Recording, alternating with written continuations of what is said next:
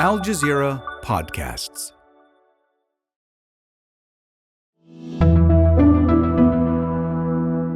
Today, Romania is facing a major labor shortage.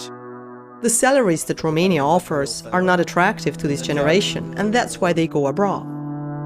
So the government's bringing in foreign workers, lots of them, mainly from countries like Nepal, India, and Pakistan. But often, it's a story of dashed hopes and expectations, even exploitation. I'm Malika Bilal, and this is The Take.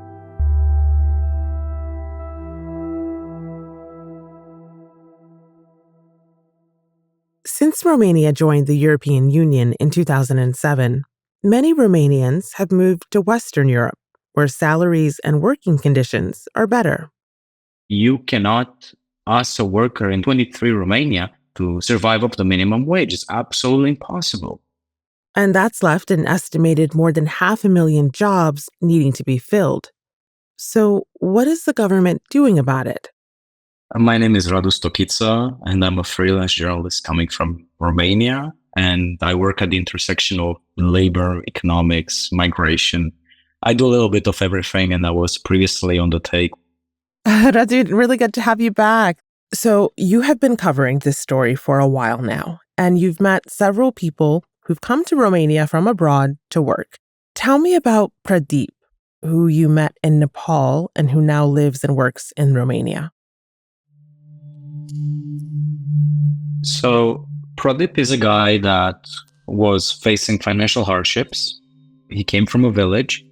He had plenty of members in his family to provide for. He was forced by circumstances to leave Nepal. We may think of him as a very average example of migration to Romania. Many of those people do not want to leave their home country, but they're forced by economic circumstances. He applied for a work permit in Nepal, and then he had to pay a certain amount of money, and then there was a long waiting process involved. After this long waiting process, he ended up in Romania, in the city of Iași, and he's been living there for the past, I would say, 5 to 7 months, maybe a bit less. So when you met him in Nepal, he was trying to get to Romania. Does that mean this is a success story? Well, he made it, definitely made it, but I tend to be a bit more harsh when it comes down to measuring success, because for many employers in Romania, the success of the migrant, the way they imagine it, is just that they reach the country and now they can work here. And often they make more money than they would make in Nepal. Now, the problem is that we cannot measure success only through the lens of money, because if we do that, we're going to justify or actually fully be ignorant towards other toxic behaviors, as it is the case here. Overworking, working overtime, not being paid on time, not living in proper conditions. And then let's not forget about the hot potato, which is always the money he had to pay to come to Romania. Do you recall what your conversations were like with him when he was trying to come up with that money? Yeah, it's forced migration in many ways. Of course, he was feeling sad for his family. He told me he doesn't want to leave. He told me that he wants to come back, as soon as possible. The problem is that he just had to do it.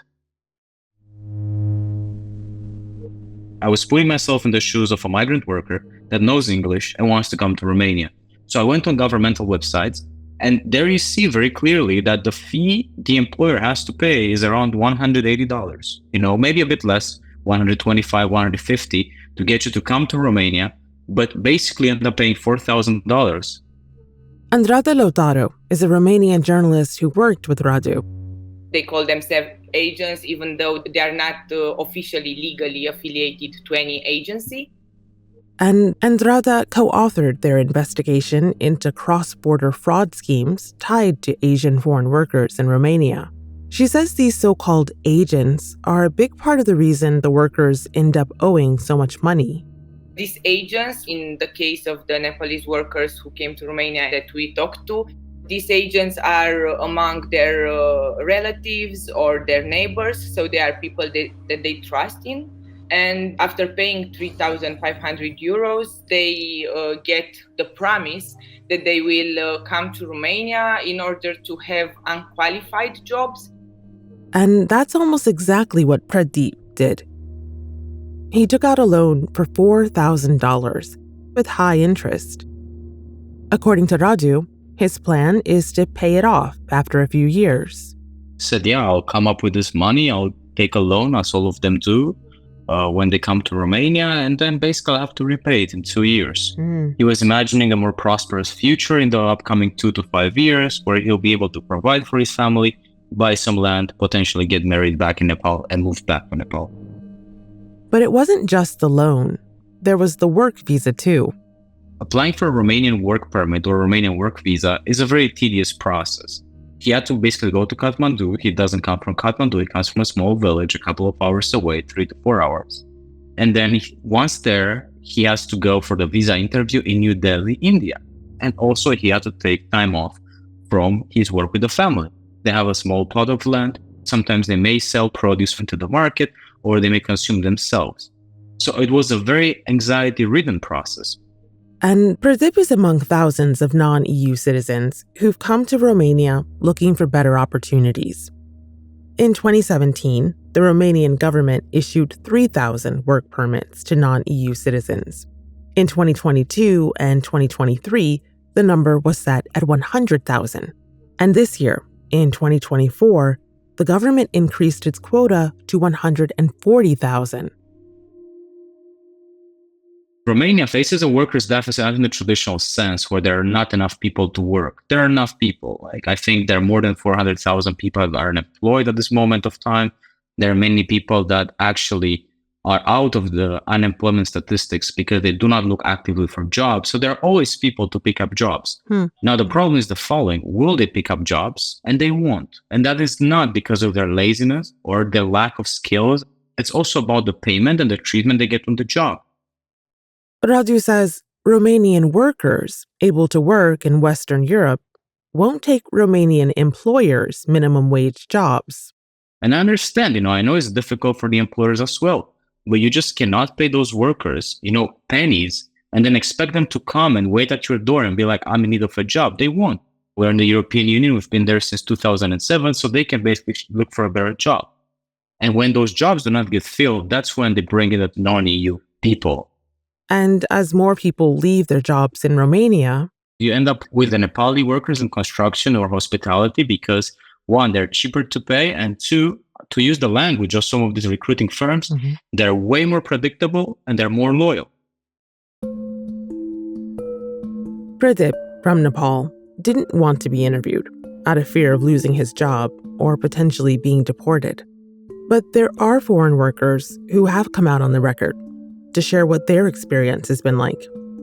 Here's Udayanga, a Sri Lankan hotel worker in Romania who earns 500 euros a month. They are offering so many jobs for Asians.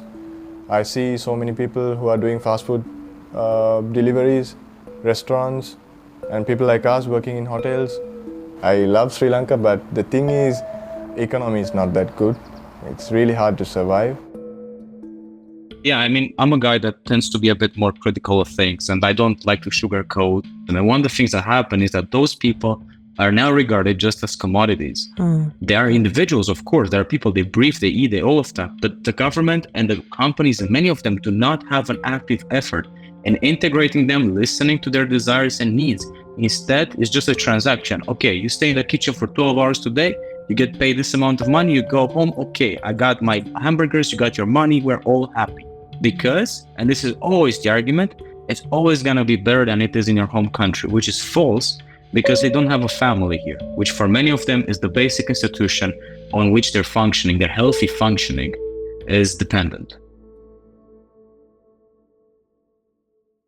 After the break, with the far right gaining traction in Romania and an election on the horizon, could foreign workers become a major political issue?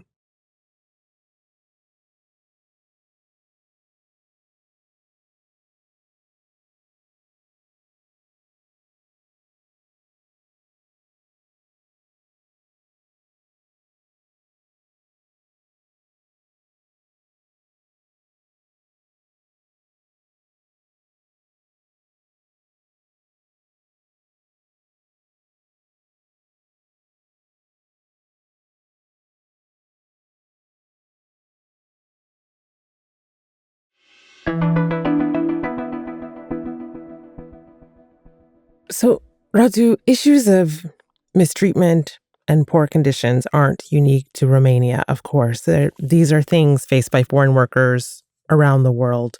What is it about Romania that is different from these other countries? So one of them is Europe with capital E. It's an idea.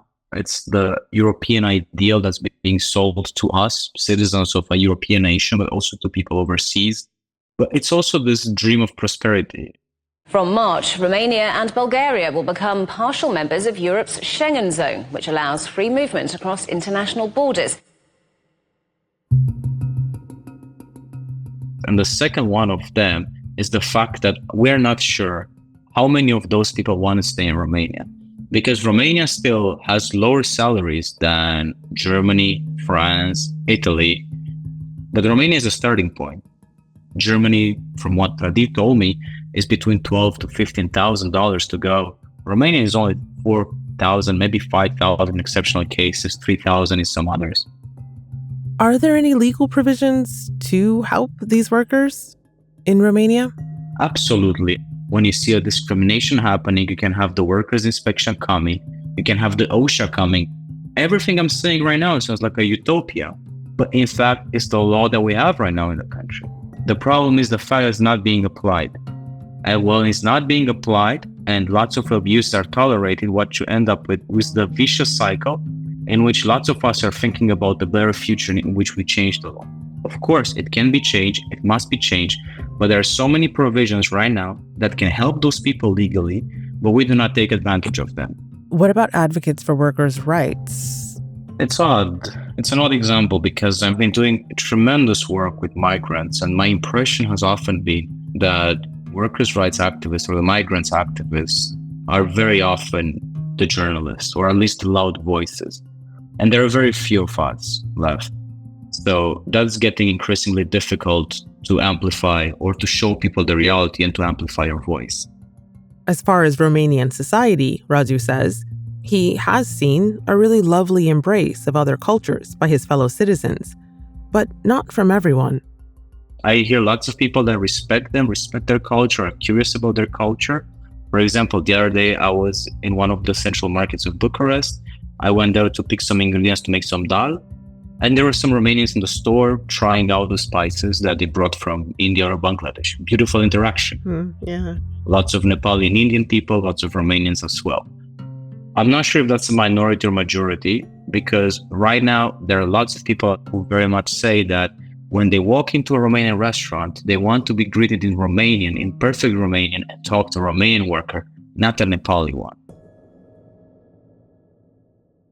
And as I walk down the street from where I live, there are a couple of those far-right crosses. We live in very turbulent times in which the far-right is vocal, but the topic of migration hasn't been touched yet. And I'm not sure what will happen. Yeah. Well, you mentioned the far right. 2024 is the year Romania holds 4 rounds of elections. You've got European, local, parliamentary, and presidential. There have been opinion polls indicating the far right is gaining more support in the country. Could foreign workers and the topic of migration become a major election issue? I do not know yet. Why don't I just say yes? I think I would rather assume the worst case scenario and work with it, because our job as journalists is not only to present the situation, it is also to put in discussion, I think, topics that the people may not want to hear directly. And I'm fairly comfortable to say that while it may not be the central issue now, it will become in the future. Well, Radu, I want to end this conversation the way we began with Pradeep. Have you been in touch with him since he came to Romania? Yes. I would say that he's doing okay, but he will never tell me the truth. He doesn't want me to worry. He has this mentality that I have to feel good, and if I feel good, he'll also feel good. But he doesn't know too much English, so our conversations are very limited by that. I promised him that I'll go and visit him in Iași. I hope I'll get a chance to do that one day. He's working a lot, 5 to 6 days, sometimes working 6 days a week.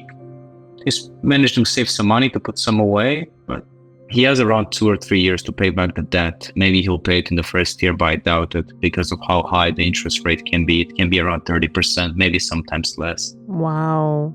So he has to work hard and put that money away. And then the living expenses here are quite high. The groceries are so expensive that if you do not have something close to the average salary, around 800 euros, maybe a bit more, it's very hard for you to actually have a decent living. So when you don't have a decent living, you have to cut. You have to tighten the belt, and you don't spend more on education. So of course, it doesn't buy books. You don't spend enough on healthcare. Of course, you refuse to take some pills when you may feel bad. You don't spend enough on good quality food. Of course, you only eat this and that every day, so to save some money. But for him, he fears that there will always be someone that can put him in danger, where he doesn't know the law, and when the local authorities do not enforce it, anything can happen to him.